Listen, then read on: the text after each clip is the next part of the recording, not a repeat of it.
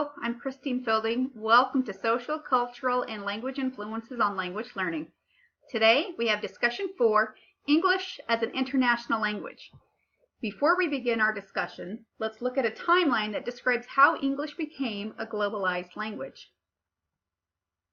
In 1440, Gutenberg invented his printing press in Germany. Of course, the first books weren't printed in English, but later on they were, allowing English books to be spread all throughout Great Britain and then later the rest of the world.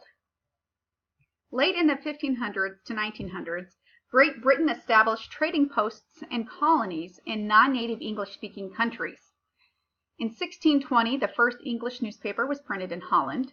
In 1920, the first transatlantic flight was made, and in 1963, commercial transatlantic phone calls were available.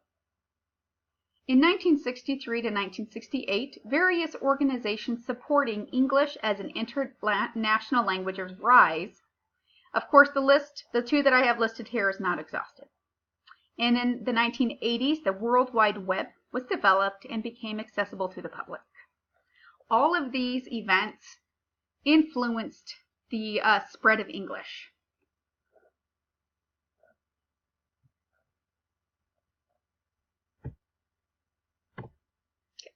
So English developed in a tiny country called Great Britain, a very tiny island, many centuries ago. Since then, it has become the most widely taught language in the world. This is because of many factors, such as the colonization that we discussed before when Great Britain established trading posts and colonies in non-native English-speaking countries, and technology such as flight, telephones, newspapers, printing press, and the World Wide Web.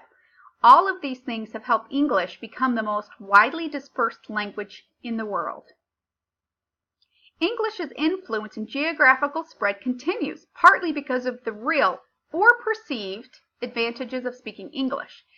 The next slide will describe some of these perceived advantages. Many people in non-native English-speaking countries feel that if they could belong to the English-speaking community, they would have access to better opportunities, better jobs, better education, even possible immigration. The belief in the power of English has resulted in many language learners imagining the various benefits that can develop if they learn English. These imagined communities of English speakers are depicted in the narratives or stories of language learners.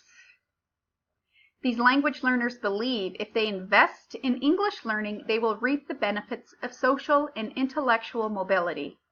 In other words, success and prosperity belong to those in communities of English speakers, according to some people. Now let's take a look at 4 examples of these types of communities.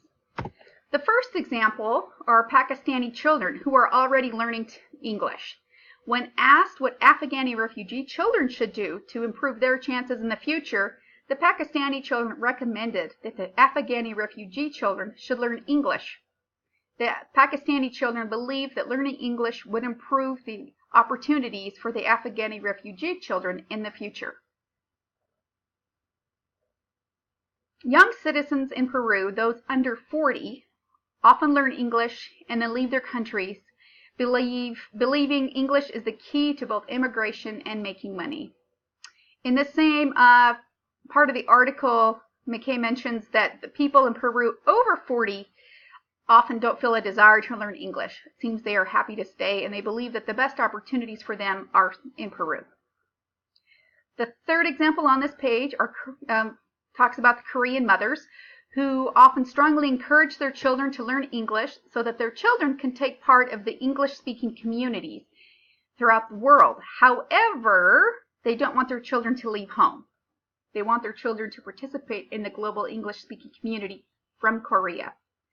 And one last believed magical community of English speakers belongs on cyberspace.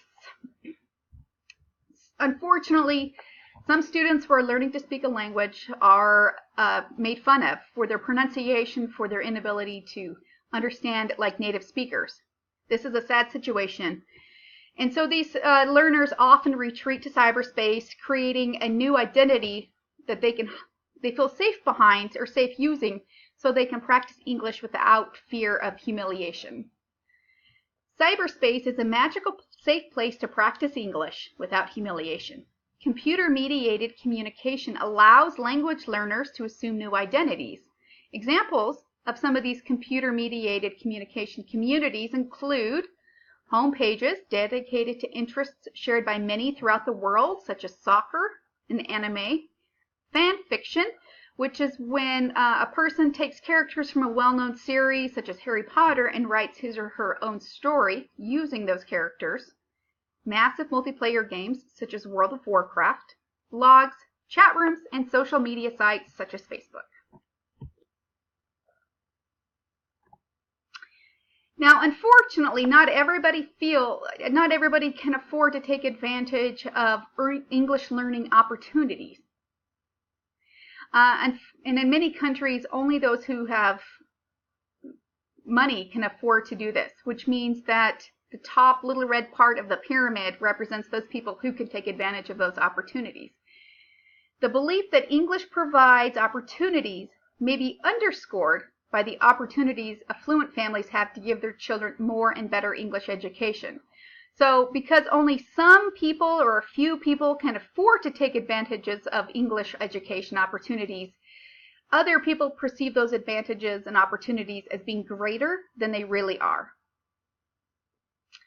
Another example of people being able to afford opportunities to learn English while others cannot, based on financial reasons, would be in Korea.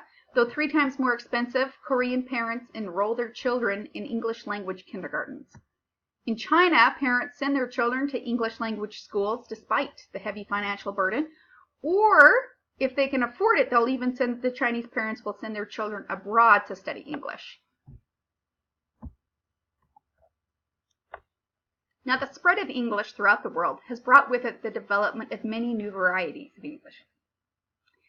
These new varieties, with their own standards, such as their own lexicon, phonology, grammar structures, are regarded as world Englishes or regionally distinct varieties of English that have arisen in Asia, Africa, and Oceania. Examples include Indian English, West African English, Filipino English, and Singapore English. These examples are countries previously colonized by English-speaking countries. Scholars debate whether or not these world Englishes should be legitimized.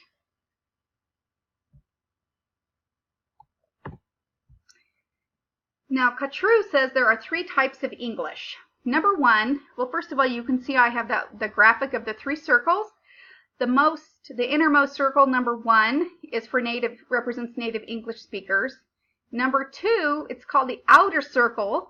That represents the countries who have used English for hundreds of years, mostly because they were colonized by English-speaking countries. And the third would be is the expanding circle. It's when English is being used as a lingua franca. People in the country haven't been using English as long as the people in group number 2. And the people in group number 3 often don't share the same language within their own country. So when they communicate with each other, they choose to speak in English.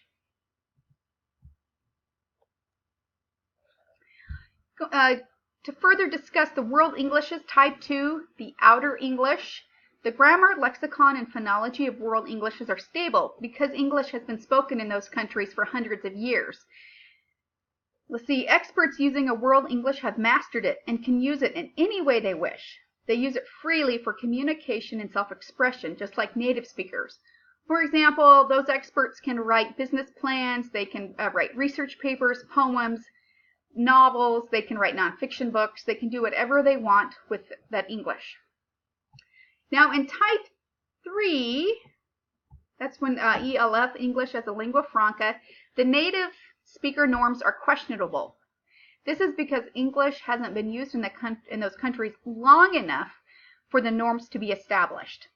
The language variation is pervasive in all the communities, even in one country. So one person from one part of a country trying to speak English to another person from the same country, but just a different part, they may have difficulty because their variety will not share the same norms. Implications of the globalization of English need to be studied, and ELF needs to be described and codified so that those norms can be established and the people in those countries can begin to use those norms, such as the shared phonology, the shared grammar and lexicon, so they would be able to communicate effectively. Now, when English is being taught in non-native English-speaking countries, which type of English should be taught? According to the article that we read for class, there isn't a one-size-fits-all answer. Instead, local norms should be respected whenever possible. In conclusion, some people will perceive their chance of success depends on their ability to use English. If they want to be successful in life, they need to join the English-speaking community. World Englishes actually include all three types of English: the native-speaking English, number 1, the inner circle, number 2, the outer circle, the English used in countries that were previously colonized by English speakers and have established variations over hundreds of years, and group number 3, the expanding circle, where English is beginning to be used as a lingua franca. When teaching English to non-native speakers, the needs of the people and their local norms need to be considered. Thank you for your time. Thank you for watching my PowerPoint. I hope it was useful. I've included the PDF on Blackboard, so you can download it if you want.